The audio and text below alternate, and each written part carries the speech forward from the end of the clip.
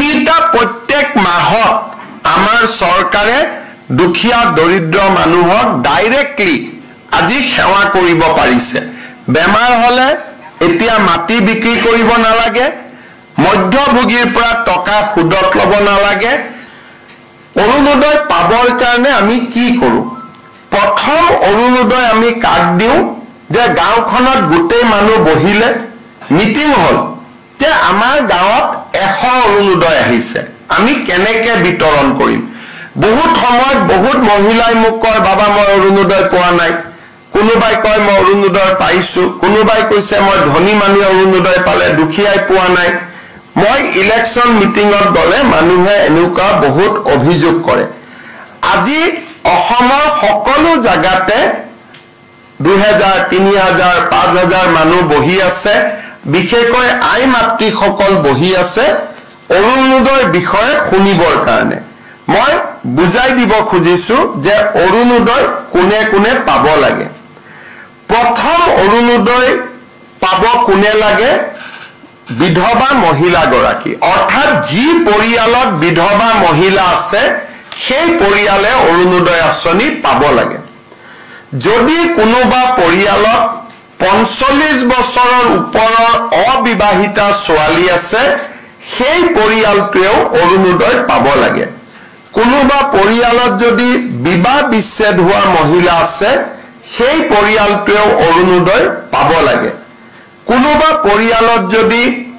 স্বামীয়ে বিবাহ বিচ্ছেদ আইনমতে দিয়া নাই কিন্তু এৰি থৈ গুচি গল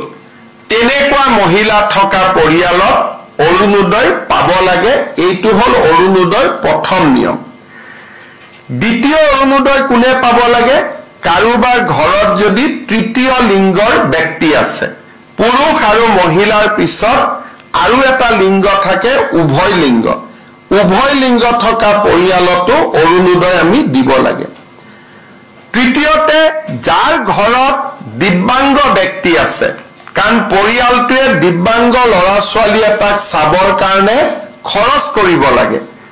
দিব্যাংগ ব্যক্তি থকা পৰিয়ালক আমি অৰুণোদয় দিব লাগে তৃতীয় চৰকাৰী বৃদ্ধাশ্ৰমত যিসকল আইতা থাকে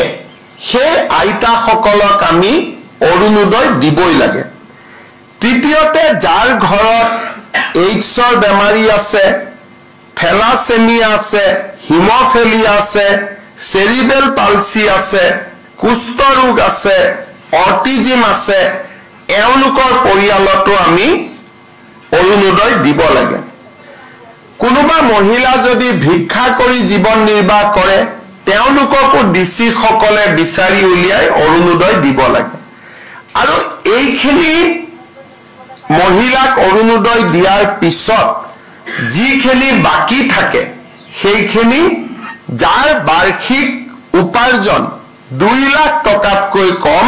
তেওঁলোকে অৰুণোদয় আঁচনি পাব পাৰিব অৰ্থাৎ প্ৰথমতে বিধবা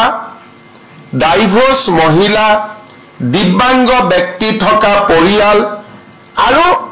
বেমাৰী ব্যক্তি থকা পৰিয়াল HIV থেলাছেমিয়া হিমোফিলিয়া আৰু ভিক্ষা কৰি খোৱা আই মাতৃ সকলক আগত অৰুণোদয় দি যিখিনি বাছি ৰব সেইখিনি আমি দুখীয়া পৰিয়ালক অৰুণোদয় দিম 2 লাখ টকাতকৈ যাৰ আৰ্থিক উপাৰ্জন কম ৰেশন কাৰ্ডৰ ক্ষেত্ৰত আমি 4 লাখ টকাৰ মৰ্যাদা ৰাখিছো যে 4 লাখ টকা বাৰ্ষিক উপাৰ্জন হলেও ৰেশন কাৰ্ড পাব কিন্তু অৰুণোদয় 2 লাখ টকা বাৰ্ষিক উপাৰ্জন হলে অৰুণোদয় পাব তাতকৈ বেছি টকা উপাৰ্জন কৰা পৰিয়ালে অৰুণোদয় নাপায় ৰেশন কাৰ্ডৰ ক্ষেত্ৰতো আমি এটা নিয়ম কৰিছো যে 2 লাখৰ তলৰ পৰিয়ালক প্ৰথমতে ৰেশন কাৰ্ড দিহে বাকি থকা ৰৈ যায় তেতিয়াহে আমি 4 লাখলৈকে যাম নহলে আমাৰ মানদণ্ড 2 লাখ টকাতে সীমাবদ্ধ হ'ব এতিয়া অৰুণোদয় কোনে কোনে নাপাব এই বিষয়ে আমি জনাটো উচিত আমাৰ মন্ত্ৰী বিধায়ক প্ৰাক্তন মন্ত্ৰী প্ৰাক্তন বিধায়ক এওঁলোকৰ পৰিয়ালে অৰুণোদয় নাপায় পঞ্চায়তী ৰাজৰ বৰ্তমানৰ সদস্য বা কোনোবাই যদি মেম্বাৰ অহা ইলেকশ্যনত জিকে বা প্ৰেচিডেন্ট সেক্ৰেটাৰী জিকে তেওঁলোকে নিজৰ নাম অৰুণোদয়ৰ পৰা বাদ দিব লাগিব আজিৰ দিনত পঞ্চায়ত নাই সকলোৱে ল'ব পাৰিব কিন্তু যদি তেওঁলোকে ভৱিষ্যতে পঞ্চায়তৰ মেম্বাৰ সদস্য প্ৰেচিডেন্ট হয় অৰুণোদয় আজি ললেও তেতিয়া তেওঁলোকে অৰুণোদয়টোৰ পৰা নিজৰ নাম গুচাব লাগিব